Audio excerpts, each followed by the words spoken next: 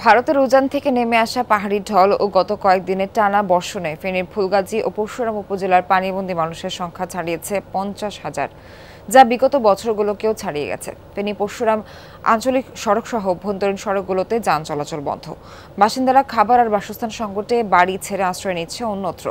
পানি উন্নয়ন বোর্ড বলছে এই মুহূর্তে তাদের কিছুই করার নেই। স্যান্ডেলিনা সো, রূপচর্চায় আভিজাত্য। বানের পানি কেড়ে নিয়েছে আশ্রয়স্থল, ঘরবাড়ি ছেড়ে নিরাপদ আশ্রয়ের সন্ধানে মানুষ। ফেনীর ফুলগাজী ও পরশুরাম উপজেলার সবকটি গ্রাম দুর্যোগ কবলিত, চরম ভোগান্তিতে বাসিন্দারা। আমাদের এখন থাকার মতন কোনো পরিস্থিতি নাই। আমরা খামার তামার আসলে এগুলো নষ্ট হয়ে গেছে। এভাবে পানি আর কোনো দেখিনি আমরা 10 বছরে। যে বন্যা হয়েছে এই বন্যা তার 20 দিনে পানি যাইতো না, আমরা দেশের বাড়ি যেতেছি। ভেসে গেছে মাছের ঘের, তলিয়ে গেছে বাড়িঘর ও আমনের বীজতলা। খাদ্য সহায়তা না পাওয়ার অভিযোগ বাসিন্দাদের।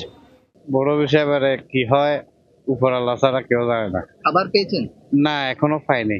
আমরা বাড়ির থেকে শুকনা খাবার আনতে যাচ্ছি, পানি উঠে গেছে।